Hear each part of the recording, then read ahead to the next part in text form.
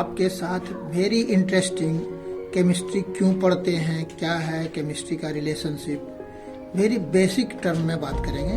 तो आज अब हम लोग आइए केमिस्ट्री के इंट्रोडक्शन के बारे में बात करते हैं। तो इसमें देखो केमिस्ट्री के बारे में जो बताया जा रहा है यहाँ पे स्टडीज मैटर। केमिस्ट्री किस चीज़ के बारे में स्टडी करता है, तो मैटर के बारे में। और मैटर किसको कहते हैं? Substances which is around us is called matter. अब मैटर को to better understand it, matter को बेटर अंडरस्टैंडिंग के लिए इसके प्रॉपर्टीज के बारे में समझना होगा और इसकी कंपोजिशन के बारे में। अब प्रॉपर्टीज देखिए, विच में बी इंटेंसिव और एक्सटेंसिव। इंटेंसिव होगा या एक्सटेंसिव होगा। इंटेंसिव और एक्सटेंसिव में एक होती है मास डिपेंडेंट प्रॉपर्टीज और दूसरी होती है मास इंडिपेंडेंट प्रॉपर्टीज। एक दूसरे के बारे में हम लोग बात करेंगे, ये थर्मोडायनेमिक्स में डिटेल डिस्कशन होगा।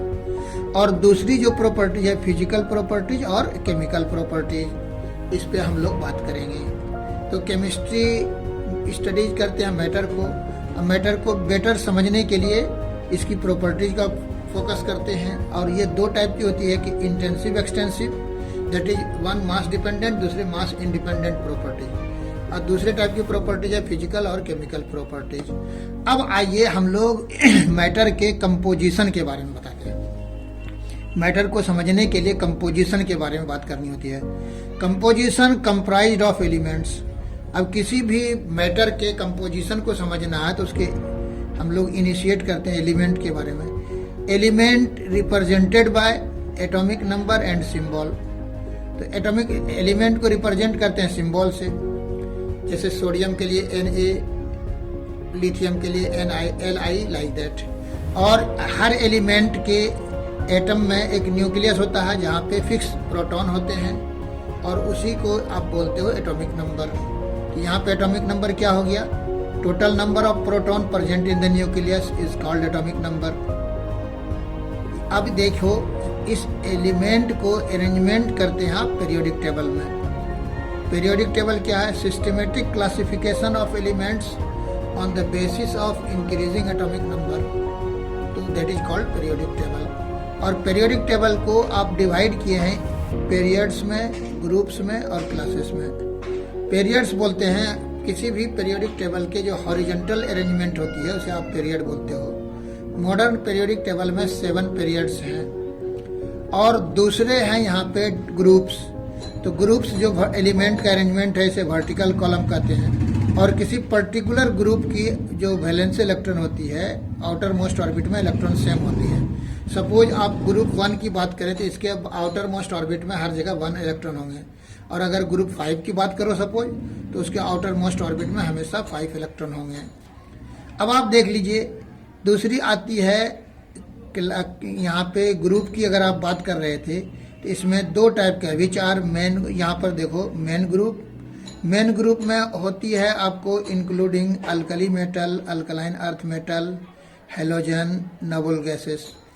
और दूसरे टाइप के ग्रुप होती है जिसे आप ट्रांजिशन मेटल बोलते हो, ये डी ब्लॉक एलिमेंट है।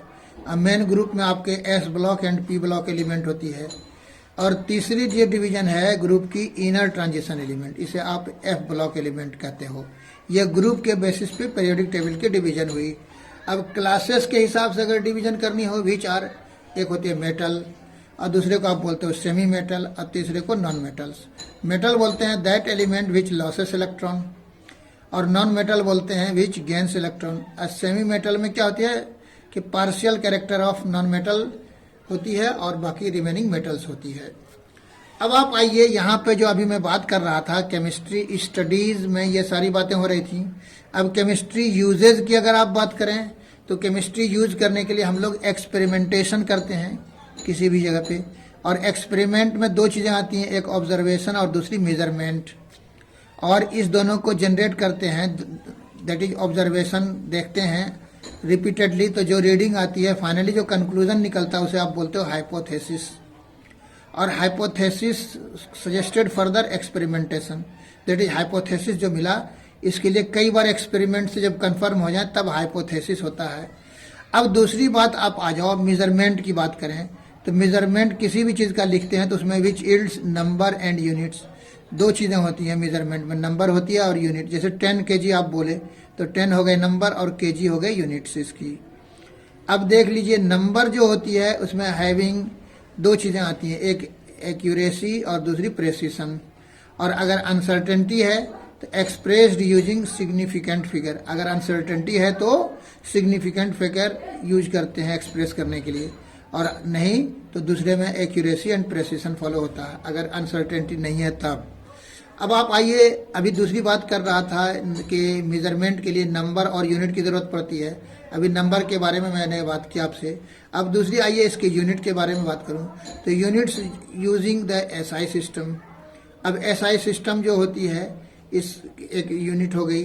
अब इसके लिए जो है कन्वर्सन फैक्ट यूजिंग है, एसआई सिस्टम जो यूज करते हैं तो कन्वर्सन होता है, तो इसमें एक कन्वर्सन फैक्टर होता है और दूसरी डायमेंशनल एनालिसिस होती है। अब दूसरी बात आइए, एसआई सिस्टम का यूज जो करते हैं तो इसमें एक होती है फंडामेंटल यूनिट और दूसरी होती है आपको डेराइव्ड यूनिट। ये फिजिक्स में आप पढ़े होंगे। फंडामेंटल यूनिट बोलते हैं that unit which is independent, और जिसके एक्सप्लेनेशन के लिए किसी चीज़ की ज़रूरत नहीं पड़ती, इंडिपेंडेंट एक्सप्लेन करता है। और दूसरी है आपको डेराइव्ड यूनिट। तो डेराइव्ड यूनिट में जैसे आप मान लो फंडामेंटल यूनिट में हो गया लेंथ, मास, टाइम, और डेराइव्ड यूनिट हो गए जिसमें कि दूसरे के दैट इज फंडामेंटल यूनिट के हेल्प से एक्सप्लेन कर सकते हैं, इंडिपेंडेंट नहीं हो सकता है। तो डेराइव्ड यूनिट में जैसे हो गया आपको वॉल्यूम और डेंसिटी। वॉल्यूम को आप करना होगा तो L³ बोलेंगे, दैट इज लेंथ मालूम हो तो उसको एक्सप्लेन कर सकते हो। Density equal to mass upon volume, तो डेंसिटी के हिसाब से अगर एक्सप्लेन करना हो तो ये भी आपका एक्सप्लेन करेगा, जिसे आप कहोगे आपका डेराइव्ड यूनिट। और दूसरी इसी तरह से अभी आपके साथ मैं बात कर रहा था कि ये केमिस्ट्री के बेसिक्स के बारे में, कि कैसे आप समझाएंगे केमिस्ट्री क्या है नहीं है, और केमिस्ट्री के लिए सारी बातें मैं कर रहा था आपके साथ। तो मैं यहीं पे आपको कंक्लूड करता हूँ। इस तरह से हम लोगों ने आपको स्टडी के बारे में बताया केमिस्ट्री। Thank you.